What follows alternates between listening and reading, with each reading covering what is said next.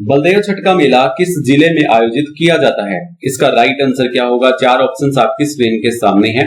2-4 second का समय लीजिएगा, उसके बाद मैं इसका आंसर बता दूंगा। तो आपने आई थिंक गैस कर लिया होगा इसका राइट आंसर। तो इसका राइट आंसर होगा ऑप्शन सी, फरीदाबाद इसका राइट आंसर होगा। फरीदाबाद में बलदेव छठ का मेला आयोजित किया जाता है। तो ध्यान में रखिएगा। और कौन कौन से मेले यहाँ पर लगते हैं? कनुआ का मेला। देखिए कनुआ का मेला भी फरीदाबाद में लगता है। कहां पर लगता है? फरीदाबाद में कनुआ का मेला लगता है। एक मेला बहुत फेमस है यहाँ पर, सूरज कुंड का मेला। सूरज कुंड का मेला 1 फरवरी से 15 फरवरी के बीच में लगता है, हर साल लगता है और ये फरीदाबाद में लगता है ना। इसकी शुरुआत कब हुई थी? 1987 में हुई थी। 1987 में इसकी शुरुआत हुई थी। पहला थीम राज्य कौन सा था? पहला थीम राज्य सूरज कुंड मेले का 1989 में राजस्थान था। कौन सा था? 1989 में राजस्थान था। पहला थीम देश कौन था? थाईलैंड था। कब था? 2012 में था। थाईलैंड पहला थीम देश था और राजस्थान पहला थीम राज्य था। तो याद रखिएगा सूरज कुंड मेला भी फरीदाबाद में लगता है। होटल पलवल में सती का मेला, होटल पलवल सती का मेला लगता है यहाँ पर, ये भी आप ध्यान में रखिएगा। बूढ़ी तीज का मेला आपका गुरुग्राम में लगता है। बूढ़ी तीज का मेला कहां पर लगता है? गुरुग्राम में लगता है। शाह चोखा खोरी का मेला आपका भी गुरुग्राम में लगता है। तो ये सब मेलों के बारे में आपको पता होना चाहिए। कनुआ का मेला फरीदाबाद में, सूरज कुंड का मेला फरीदाबाद में, होटल पलवल में सती का मेला, बूढ़ी तीज का मेला गुरुग्राम में, शाह चोखा खोरी का मेला भी गुरुग्राम में। एक मेला और लगता है गुरुग्राम में, बाधो माता का मेला, ये भी पूछा जाता है आपके एग्जाम में। तो आज से हम सीईटी के प्रैक्टिस सेट यहाँ पर स्टार्ट कर रहे हैं। पहला प्रैक्टिस सेट है ये हमारा, और जब तक आपका सीईटी का एग्जाम नहीं हो जाता तो ऐसे ही मैं प्रैक्टिस सेट आपके लिए लाता रहूंगा। और मेरी मेहनत तो आपको सामने दिख ही रही है कि मैं कितनी मेहनत कर रहा हूं आपके लिए। आपको ये पेड कोर्स में भी ऐसा कंटेंट क्वालिटी अवेलेबल नहीं होगा जो कि मैं आपको फ्री में अवेलेबल करवा रहा हूं।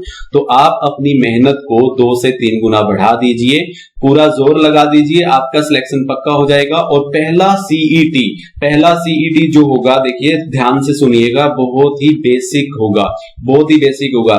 जो कि आपका जो आने वाले जो सीईटी एग्जाम होंगे ना, दूसरा, तीसरा, चौथा या 5वां, देखिए 5वें तक आप सोच कर देखिए, 5वां और पहला, 5वें और पहले सीईटी में कितना डिफरेंस होगा। लेवल तो बढ़ता ही है ना। तो फर्स्ट स्टार्टिंग वाला सीईटी जो होगा वो बेसिक होगा। आपके लिए बहुत ही बड़ी अपॉर्चुनिटी है, इसको हासिल कीजिएगा और जोर लगा दीजिएगा। जो कि आपका सीईटी में स्कोर बने वो 100 में से 90 के आसपास बने, यानी 80 प्लस तो होना ही चाहिए, कम से कम 80 प्लस होना चाहिए। यहां पर 30 क्वेश्चन हरियाणा जीके का वेटेज रहेगा। 30 में से 30 क्वेश्चंस जो हैं वो मैं आपके सही करवाऊंगा। आप मेरे साथ बशर्ते लास्ट तक जुड़े रहिएगा, है ना। तो आप अपनी मेहनत कीजिएगा, जिससे कि मैं अपनी मेहनत यहां पर कर रहा हूं जैसा कि आपके सामने दिखाई भी दे रहा है। तो हर एक क्वेश्चन को हम इसी तरह करेंगे, एक एक चीजों को पढ़ेंगे, हर एक ऑप्शंस को एनालिसिस करके मैं आपको बताऊंगा। और सेकंड क्वेश्चन हम यहां पर करते हैं। देखिए सेकंड क्वेश्चन है हमारा, एचपीएससी की स्थापना कब हुई थी? एचपीएससी की स्थापना कब हुई थी? इसका राइट आंसर क्या होगा बताइए, सोचिए, गैस कीजिएगा, इसका राइट आंसर क्या होगा।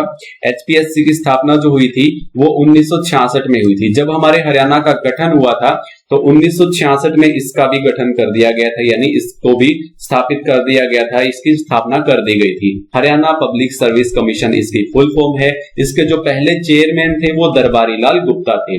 अब जो फिलहाल चेयरमैन है वो आलोक मिश्रा हैं, इनको भी आप याद रखिएगा। तो यहां पर इसका राइट आंसर ऑप्शन सी हो जाएगा, 1966, है ना, एचपीएससी। चलिए, अरावली पहाड़ियों का सर्वाधिक क्षेत्रफल वाला जिला है। तो अरावली पहाड़ियों का सर्वाधिक क्षेत्रफल वाला जिला कौन सा है? ऑप्शंस आपकी स्क्रीन के सामने हैं, बताइए इसका राइट आंसर क्या होगा। देखिए मैंने एक मैप वाइज एक वीडियो करवाई थी आपको, जिसमें मैंने क्षेत्रफल के बारे में पीछे 1-2 दिन पहले ही अपलोड की है। तो वहां पर देखिएगा, क्षेत्रफल के बारे में मैंने डिस्कस किया है और उसमें मैंने रेंजेस बताई हैं आपको कि हरियाणा में कौन कौन सी पहाड़ों की रेंजेस हैं। 2 रेंजेस हैं, एक शिवालिक की रेंजेस है जो कि आपकी ऊपर पंचकुला में, अंबाला में, यमुनानगर में है, और एक नीचे जो कि आपकी यहाँ पर गुरुग्राम में है, रेवाड़ी में है, फरीदाबाद, पलवल, नूह, मेवात जो है वहां पर ये रेंजेस हैं अरावली की। और अरावली की पहाड़ियों का सर्वाधिक क्षेत्रफल जो है वो गुरुग्राम में होगा। कहां पर होगा? गुरुग्राम में सबसे ज्यादा लगता है। तो इसका राइट आंसर जो हो जाएगा ये हो जाएगा। तो 2 रेंजेस हैं हमारे यहाँ पर, अरावली रेंजेस और शिवालिक की रेंजेस, है ना। चलिए नेक्स्ट क्वेश्चन है हमारा यहाँ पर, पूर्व नौसेना अध्यक्ष सुनील लांबा किस जिले से संबंध रखते हैं? तो सुनील लांबा जो कि पूर्व नौसेना अध्यक्ष हैं, तो ये किस जिले से संबंध रखते हैं? इसका राइट आंसर क्या होगा? इसका राइट आंसर जो होगा वो पलवल होगा। तो पलवल से ये बिलोंग करते हैं, इसका राइट आंसर पलवल हो जाएगा। याद रखिएगा सुनील लांबा के बारे में, नौसेना अध्यक्ष हैं ये, पूर्व नौसेना अध्यक्ष है ना। तो आगे मैं बढ़ता हूं यहां पर अगले क्वेश्चन की ओर। अगला क्वेश्चन है हमारा, चौधरी देवीलाल विश्वविद्यालय कहां है? चौधरी देवीलाल विश्वविद्यालय के बारे में पूछा है, तो बताइए चौधरी देवीलाल विश्वविद्यालय कहां पर है? गैस कीजिएगा, इसका राइट आंसर क्या होगा? तो ये है आपका सिरसा में। कहां पर है? चौधरी देवीलाल CDLU जिसको बोलते हैं, ये आपका कहां पर है? सिरसा में है। ये कब स्थापित किया गया था? 2003 में स्थापित किया गया था। कहीं कहीं हमें 2 अप्रैल भी दिखाई देता है, तो 2 अप्रैल भी हमें दिखाई देता है। 2003 आपको सन तो याद रखना है, मेनली 2003 में से स्थापित किया गया था। कहां पर है? सिरसा में है ना। और पंचकुला में ताऊ देवीलाल क्रिकेट स्टेडियम है। अब ताऊ देवीलाल विश्वविद्यालय आपका सिरसा में है और पंचकुला में ताऊ देवीलाल क्रिकेट स्टेडियम है। क्रिकेट स्टेडियम से एक और क्रिकेट स्टेडियम याद आ रहा है, लाहली में बंसीलाल क्रिकेट स्टेडियम है ना, लाहली रोहतक में, वो भी याद रखिएगा। ताऊ देवीलाल क्रिकेट स्टेडियम जो है पंचकुला में है और लाहली रोहतक में आपका बंसीलाल क्रिकेट स्टेडियम है। क्रिकेट से क्रिकेट एकेडमी भी याद आती है, तो क्रिकेट एकेडमी जो है वो झज्जर में है। कहां पर है? झज्जर में है। तो ये सब क्रिकेट के बारे में भी आपको पता होना चाहिए। जींद में रणवीर सिंह यूनिवर्सिटी है, चौधरी रणवीर सिंह यूनिवर्सिटी जींद में है, इसको भी आपको याद रखना है। चौधरी चरण सिंह यूनिवर्सिटी कहां पर है? ये हिसार में है। कहां पर है? चौधरी चरण सिंह यूनिवर्सिटी आपकी हिसार में है। तो ये सब आपको पता होना चाहिए। इसका राइट आंसर सिरसा होगा। 2003 में इसको स्थापित किया गया था। पंचकुला में ताऊ देवीलाल क्रिकेट स्टेडियम और क्रिकेट एकेडमी जो है वो झज्जर में है और ताऊ एक बंसीलाल क्रिकेट स्टेडियम जो है वो लाहली में है ना। चौधरी रणवीर सिंह यूनिवर्सिटी जींद में है और चौधरी चरण सिंह यूनिवर्सिटी आपकी हिसार में है। चलिए नेक्स्ट क्वेश्चन है हमारा यहाँ पर, चार कुतुब दरगाह कहां पर है? चार कुतुब दरगाह बताइए कहां पर है? गैस कीजिएगा, इसका राइट आंसर क्या होगा? चार कुतुब दरगाह, चार कुतुब दरगाह आपकी हांसी में है। कहां पर है? हांसी इसका राइट आंसर हो जाएगा, जिसे अस्सीगढ़ का किला भी बोलते हैं, जिसे जॉर्ज थॉमस ने जिसे अपनी राजधानी बनाया था। इसको बसाया किसने था? पृथ्वीराज चौहान ने इसको बसाया था, गोहाना को और हांसी को। हांसी के बारे में ये सब याद रखिएगा। नारनौल में कौन सा है? एक नारनौल में गुबंद है। कौन सा है नारनौल में गुबंद? चोर गुबंद है। चोर गुबंद है ना। यहाँ पर चार कुतुब दरगाह पूछी है, तो चोर गुबंद कहां पर है? नारनौल में है। सोनीपत में खिज्र खां का मकबरा, सोनीपत में खिज्र खां का मकबरा है। अंबाला में एक दरगाह है, कौन सी? पीर नो गजा की दरगाह, जहां पर घड़ी चढ़ाने पर मन्नतें पूरी होती हैं। अंबाला में पीर नो गजा की दरगाह है ना। चलिए नेक्स्ट क्वेश्चन है हमारा यहाँ पर, रेवाड़ी जिला कब बना? अब रेवाड़ी जिला कब बना, इसका आंसर आपको पता होना चाहिए अगर आपने मेरी पिछली वीडियोस देखी हैं। तो मैंने पिछली वीडियो में अभी 2-4 दिन पहले ही एक मैंने वीडियो अपलोड की थी, जिसमें सभी डिस्ट्रिक्ट्स के बारे में मैंने बताया था, कब कौन सी डिस्ट्रिक्ट बनी, और बिल्कुल इजी वे से लॉजिक लगाकर एक एक चीजों को आपस में रिलेट करके मैंने वो वीडियो बनाई है। और आपको एक बार देखने से ही सभी सन याद हो जाएंगे कि कौन सी डिस्ट्रिक्ट कौन से सन को बनी है। यहाँ पर 4-5 डिस्ट्रिक्ट के बारे में तो मैं आपको बता ही दूंगा। तो रेवाड़ी जो बना था वो एक ग्रुप वाला जिला है। तो रेवाड़ी, यमुनानगर, कैथल और पानीपत, रेवाड़ी, यमुनानगर, कैथल और पानीपत ये ग्रुप में बने थे 1 नवंबर 1989 को। कब बने थे? 1 नवंबर 1989 को। जो कि आपको यह भी पता होगा, जब हरियाणा का गठन हुआ था तो 1 नवंबर 1966 को कितने जिले थे? 7 जिले थे ना। तो 7 जिलों का एक ग्रुप है और यहां भी एक ग्रुप है, रेवाड़ी, यमुनानगर, पानीपत और कैथल, ये भी एक ग्रुप है। यहां भी 1 नवंबर को ये बना है और वो 7 जिले थे वो भी आपके 1 नवंबर को बने हैं। तो 11 जिले तो आपको 1 नवंबर को देखने को मिल गए हैं और 1989 को ये ग्रुप बना था और वो ग्रुप बना था 7 जिलों वाला, जो कि 1966 को था, है ना। 15 अगस्त 1979, 15 अगस्त 1979 फरीदाबाद बना था, जो कि फ वाले आपके 2 जिले हैं ना, फ वाले 2 जिले हैं, एक फरीदाबाद है और एक फतेहाबाद है। फरीदाबाद जो बना था वो 79 में बना था और फतेहाबाद बना था इसका उल्टा, यानी 97 को बना था। 1997 को फतेहाबाद बना था और 1979 को आपका फरीदाबाद बना था, यानी फ वाले उल्टे पुल्टे हो रहे हैं। पंचकुला आपका 95 में बना था। पंच से याद आता है आपको 15 और पंच से याद आता है 95, है ना, तो ये याद रखिएगा 1995 को पंचकुला बना था। 26 अगस्त 1975 को आपका सिरसा बना था, जो कि आपका सिक्किम राज्य जो है, सिक्किम राज्य को राज्य का दर्जा 1975 में ही मिला था। सी से सिक्किम और सी से सिरसा दोनों का गठन जो हुआ था 1975 में हुआ था, याद रखिएगा 1975 में सिरसा और सिक्किम राज्य आपका भी 1975 में बना था। तो इसका राइट आंसर जो मैंने बताया आपको ये वाला हो जाएगा, है ना। चलिए नेक्स्ट क्वेश्चन है हमारा यहाँ पर, 2010 से पहले हरियाणा की द्वितीय भाषा कौन सी थी? तो 2010 से पहले जो हरियाणा की द्वितीय भाषा थी वो कौन सी थी? गैस कीजिएगा इसका राइट आंसर क्या होगा। देखिए इसका राइट आंसर जो होगा वो तमिल होगा। क्या होगा? तमिल होगा। ये तमिल हमारी द्वितीय भाषा थी। अब कौन सी है द्वितीय भाषा? ये पंजाबी है। हुड्डा सरकार में इसे पंजाबी द्वितीय भाषा बना दिया गया था, पहले हमारी ये थी तमिल थी, है ना, 2010 से पहले। याद रखिएगा ये बातें। चलिए नेक्स्ट क्वेश्चन है हमारे यहाँ पर, 9वां क्वेश्चन है, शेख चिल्ली का मकबरा किसने बनवाया था? शेख चिल्ली का मकबरा बताइए किसने बनवाया था और ये कहां पर है शेख चिल्ली का मकबरा? गैस कीजिएगा इसका आंसर क्या होगा।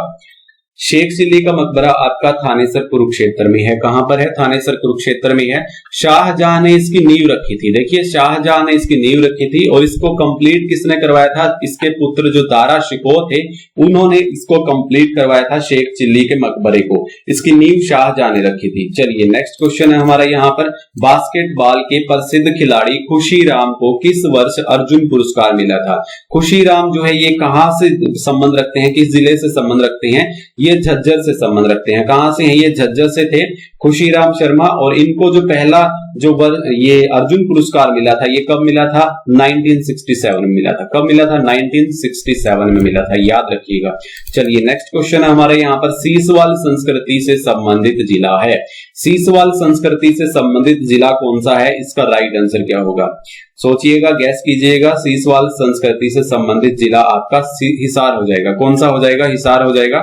हिसार के आदमपुर में ये गांव है। सीसवाल संस्कृति से संबंधित जिला जो है ये हिसार है और गांव सीसवाल है। और इसकी जो प्रजाति थी, यहाँ के जो लोग थे वो निग्रो ऑस्ट्रेलियन थे, निग्रो ऑस्ट्रेलियन थे। और ये किस नदी के किनारे बसा था? चेतांग नदी के किनारे बसा था, जो कि अभी ये विलुप्त हो चुकी है। चेतांग नदी आप याद रखिएगा।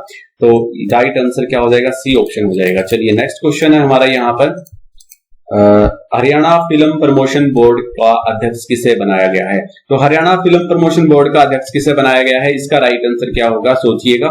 सोनू निगम, अशोक भाई, यशपाल शर्मा। तो 4 ऑप्शन आपकी स्क्रीन के सामने है। सतीश कौशिक इसका राइट आंसर हो जाएगा। क्या हो जाएगा? सतीश कौशिक को फिल्म प्रमोशन बोर्ड का अध्यक्ष बनाया गया है। इसका राइट आंसर ये हो जाएगा, है ना। सोनू निगम कहां से है? सोनू निगम आपके फरीदाबाद से हैं। और सतीश कौशिक कहां से है? ये महेंद्रगढ़ से हैं, जिसका राइट आंसर था ये महेंद्रगढ़ से हैं। यशपाल शर्मा आपके हिसार से हैं। सोनू निगम आपके फरीदाबाद से हैं। अशोक घई और एक सुभाष घई निर्देशक है दोनों, ये दोनों रोहतक से हैं, है ना। ये सब आप याद रखेंगे। सतीश कौशिक जो कि फिल्म प्रमोशन बोर्ड के अध्यक्ष बनाए गए हैं महेंद्रगढ़ से हैं। यशपाल शर्मा हिसार से, सोनू निगम फरीदाबाद से और एक गायिका ऋचा शर्मा भी है, वो भी फरीदाबाद से हैं। अशोक घई और सुभाष घई आपके रोहतक से हैं। हरियाणा में पहला गैस शवदाह गृह कहां पर खोला गया? देखिए ये लेटेस्ट क्वेश्चन है, ये करंट का क्वेश्चन बनता है, आपके पिछले 1-2 साल का पूछा हुआ क्वेश्चन है। यानी पूछा हुआ तो क्या है, ये करंट का क्वेश्चन बनता है। तो यहां पर मैं सभी क्वेश्चंस आपके सामने लेकर आऊंगा, पिछले जो 1-2 साल में पूछे गए हैं या फिर 5-7 साल से आपके एग्जाम में पूछे भी जा रहे हैं, वो क्वेश्चंस भी मैं आपके सामने मिक्स क्वेश्चन आपके सीईटी में रखूंगा, जो कि आपके प्रैक्टिस सेट लास्ट तक चलते रहेंगे जब तक आपका ये एग्जाम नहीं हो जाता, है ना। तो यहां पर इसका राइट आंसर क्या होगा? इसका राइट आंसर होगा फरीदाबाद। तो इसका राइट आंसर होगा फरीदाबाद में ये पहला गैस शवदाह गृह खोला गया है। इसका राइट आंसर फरीदाबाद होगा। चलिए नेक्स्ट क्वेश्चन है हमारे यहाँ पर, अपनी तरह का एशिया का पहला गिद्ध संरक्षण एवं पुनर्वास केंद्र कब स्थापित किया गया? आपको ये पता होना चाहिए कि गिद्ध संरक्षण एवं पुनर्वास केंद्र जो है ये कहां पर है, किस डिस्ट्रिक्ट में है? ये आपका पिंजौर पंचकुला में है। कहां पर है? गिद्ध संरक्षण एवं पुनर्वास केंद्र जो है ये पंचकुला में है। और इसको स्थापित कब किया गया था? 2001 में। कब किया गया था? 2001 में इसको स्थापित किया गया था। याद रखिएगा, इसका राइट आंसर क्या होगा? ऑप्शन डी 2001 होगा। नड़ा साहिब गुरुद्वारा कहां पर है? नड़ा साहिब गुरुद्वारा आपका कहां पर है बताइए, गैस कीजिएगा। इसका राइट आंसर क्या होगा? 4 ऑप्शन आपकी स्क्रीन के सामने है। नड़ा साहिब गुरुद्वारा जो होगा वो आपका पंचकुला में होगा। कहां पर होगा? पंचकुला में होगा। लखनौर साहिब गुरुद्वारा कहां पर है? अंबाला में है। अंबाला में सबसे ज्यादा गुरुद्वारे हैं। ये भी क्वेश्चन आपसे पूछा जा सकता है कि सबसे ज्यादा जिले किस डिस्ट्रिक्ट में है हरियाणा में, तो अंबाला में सबसे ज्यादा है ना। पंचकुला में नड़ा साहिब है। सिरसा में आपका चोरमार गुरुद्वारा है। कौन सा? चोरमार गुरुद्वारा है। जींद में आपका धमतान साहिब गुरुद्वारा पूछा जाता है, तो ये भी आप याद रखिएगा, जींद में धमतान साहिब गुरुद्वारा है ना। चलिए नेक्स्ट क्वेश्चन हमारा, क्षेत्रफल में सबसे छोटा वन्य जीव अभ्यारण्य कौन सा है? क्षेत्रफल में सबसे छोटा वन्य जीव अभ्यारण्य कौन सा है? क्षेत्रफल से रिलेटेड मैं एक वीडियो डाल चुका हूं, देखिएगा जरूर। मैप के थ्रू मैंने बहुत अच्छे से एक्सप्लेन किया हुआ है, बहुत मेहनत की हुई है, तो देखिएगा जरूर। वहां पर लिंक मैं डिस्क्रिप्शन में दे दूंगा, वहां से आप प्रैक्टिस सेट भी लगा सकते हो। पीछे मैंने प्रैक्टिस सेट करवाए हुए हैं हरियाणा जीके के, और मैप के थ्रू भी काफी सारी वीडियोस डाली हुई हैं, वो भी देखिएगा आप। लिंक डिस्क्रिप्शन में दे दूंगा मैं यहाँ पर। क्षेत्रफल में सबसे छोटा वन्य जीव अभ्यारण्य कौन सा है? इसका राइट आंसर क्या होगा? छिलछिला वन्य जीव अभ्यारण्य, जो कि आपका कहां पर है? ये कुरुक्षेत्र में है। छिलछिला वन्य जीव अभ्यारण्य क्षेत्रफल में सबसे छोटा है, और सबसे बड़ा जो है वो अबूब शहर है, जो कि सिरसा में है। कहां पर है? सिरसा में है अबूब शहर। भिंडावास और खप्परवास वन्य जीव अभ्यारण्य झज्जर में है। कहां पर है? झज्जर में है। कालेसर कहां पर है? यमुनानगर में है ना। तो ये सब आपको याद रखने हैं। चलिए नेक्स्ट क्वेश्चन है हमारे सामने अगला, 17वां क्वेश्चन है, उत्तर भारत का पहला भूकंप माप केंद्र स्थापित किया गया है। ये भी आपका करंट का क्वेश्चन बनता है। उत्तर भारत का पहला भूकंप माप केंद्र स्थापित कहां किया गया है? पिछले 1 साल का ये करंट का क्वेश्चन है, तो इसका राइट आंसर जो होगा वो बहादुरगढ़ होगा। बहादुरगढ़ झज्जर में इसको स्थापित किया गया है। पहला भारत का, उत्तर भारत का पहला भूकंप माप केंद्र है ना, कहां पर? बहादुरगढ़ में। चलिए नेक्स्ट हमारा यहाँ पर, हरियाणा का दिल कौन सा जिला कहलाता है? हरियाणा का दिल जो कहलाता है वो कौन सा जिला कहलाता है? इसका सही उत्तर क्या होगा? गैस कीजिएगा इसका राइट आंसर। ये एग्जाम में पूछा भी गया है 1-2 बार, तो इसका राइट आंसर जो होगा वो जींद जिला होगा, है ना। जींद जिला होगा। तो क्या होगा इसका राइट आंसर? जींद जिला होगा। करनाल हरियाणा का पेरिस कहलाता है ना। करनाल जो है वो हरियाणा का पेरिस कहलाता है, ये भी आप याद रखिएगा। जापानी कंपनी का लिथियम बैटरी कारखाना कहां लगाया जाएगा? तो ये भी करंट का क्वेश्चन बनता है। जापानी कंपनी का लिथियम बैटरी कारखाना कहां पर लगाया जाएगा? सोहना में लगाया जाएगा। कहां पर? सोहना में लगाया जाएगा। इसको भी आप याद रखिएगा, इसका राइट आंसर क्या हो जाएगा? सोहना हो जाएगा। चलिए 20वां क्वेश्चन है हमारा यहाँ पर, एनटीपीसी द्वारा गैस पर आधारित 432 मेगावाट का पावर प्लांट कहां पर लगाया गया है?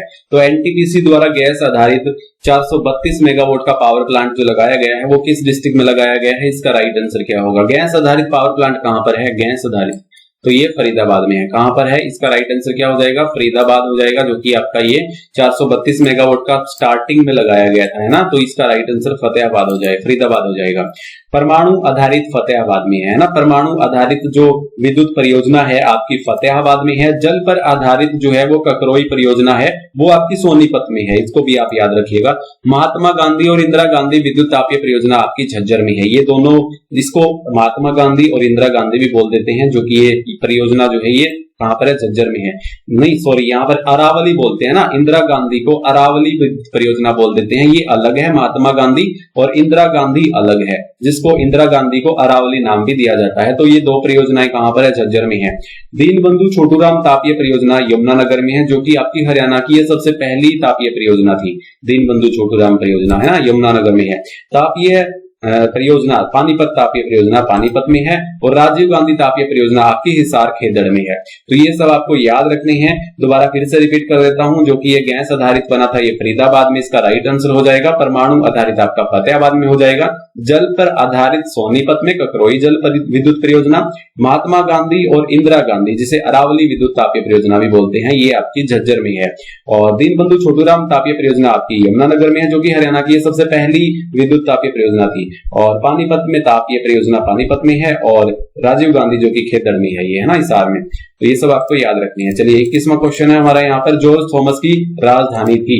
जॉर्ज थॉमस की राजधानी कौन सी थी? इसका राइट आंसर क्या होगा बताइए। ये मैं पहले एक क्वेश्चन के माध्यम से आपको करवा चुका हूं। देखिए इसका राइट आंसर जो होगा वो ऑप्शन सी होगा। तो जॉर्ज थॉमस की राजधानी हांसी थी। कौन सी थी? हांसी थी।